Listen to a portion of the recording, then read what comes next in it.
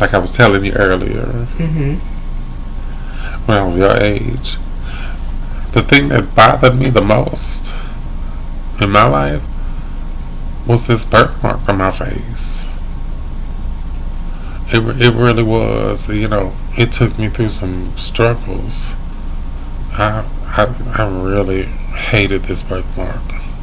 I wanted to get rid of it. I wanted to have it surgically removed. You know, it caused me to go through so many different addictions. It had me out there to where I was actually selling my body. I was a sex worker. You know, covering all of it up.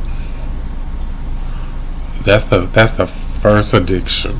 It's a cover up. Was to cover it up, putting the makeup on it, learning how to hide what God had put there. But it took me to go through all of that. It truly took me to go through all of that to almost get to where I was at rock bottom, and to have so many other addictions like drugs and alcohol, you know. And finally, one day somebody told me, and it was like, they used to call me Kyra, Miss Kyra. And one of my good friends, we still good friends, and her name was Jasmine. Her name's still Jasmine. But she the one that told me she was like, bitch, Miss Kyra, I don't know why the fuck you keep wearing all of that damn makeup. And I was high at night. I had taken off of work. I used to work at the strip club, you know, and I had taken off from work because I wanted to get high. I wanted to do some ecstasy that night. That was way back in the gap when ecstasy was real, you know, but ecstasy would take you off of your game. Ecstasy would have you in a euphoric state, and you would just be stuck there and just looking at anything with light or anything that's pretty or anything that touches your skin. You would just get into this state. And you just, you know, it's what it was. And I enjoyed that feeling. I enjoyed what it did with the endorphins in my brain, you know. However, when I was like that, I could not make the money I needed to survive. So I couldn't do that while I was at work. I worked at a strip club. I needed to be, you know, on point. I needed to talk men out of their money. I needed to talk them into giving me their money that they had. Okay, so I couldn't do that while I was on ecstasy. So I had taken the day off just to go and do ecstasy. And I was out, I was having a good time. I was high. But it wasn't that high that I couldn't walk down Bourbon Street. So me and a friend of mine walked to down Bourbon Street to the club that I normally work at. Just to go see what the girls was doing and cut up with them for a little while. Okay. And when I get there, there's Jasmine and the rest of the girls in the, I mean, it's a dressing room in a strip club. So it's a wall full of lockers. There's 2 bathroom stalls on the end of it. It's very cramped in there, you know, but you have a whole wall of mirrors and a tabletop with some chairs right there, so you can sit down, do your makeup, get ready for your set, because you're getting ready to go on stage, bitch. You got to look right, you know. So I'm sitting up in there, and I'm just as high as I can be, and I'm in there, and here's Jasmine. Miss Kyra, bitch, I don't understand why you wear all that makeup. And I was like, girl, I don't even have no makeup. You gonna make me lose my goddamn high. What is wrong with you? And Jasmine had enough at that point, and she just like slammed her hand down on that table. She was like, God damn it, bitch. You gonna see what the fuck we see today. And she made me turn around and look at that mirror. Now granted, I was on ecstasy, so pretty much anything would have looked beautiful to you while you're on ecstasy in their euphoric state. But I turned and I looked into that mirror and I caught my mug with no makeup on.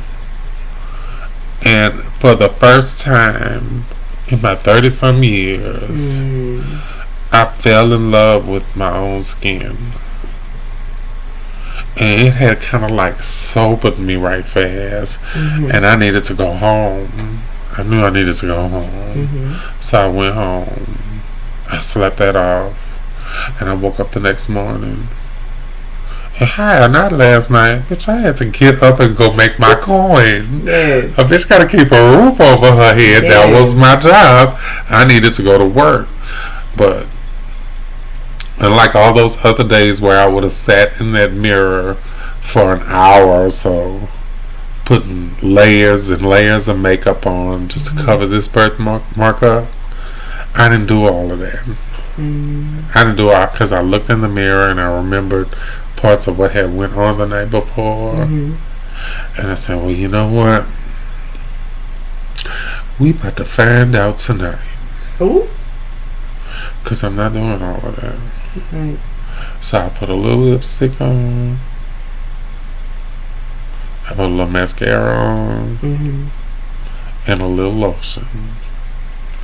And went to the club. And girl, I had made so much money that night. I had never made that much money in my whole career. All of that money I had made that night with no makeup on. Just a little bit of lotion. And the girls still clown me for that today. They was like, oh, Miss Kyra said that I just need a little lotion.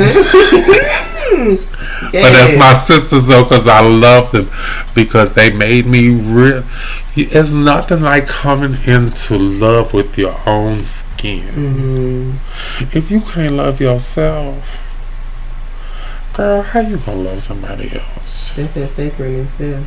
You can't love nobody else unless you truly love yourself. Yeah, it could be a work in progress. You ain't got to, because you know what, some things about myself I still don't love. I don't love the fact that I got all this fucking gray hair at the bottom of my head right now. But you know what, I love myself. You know, I love my hair.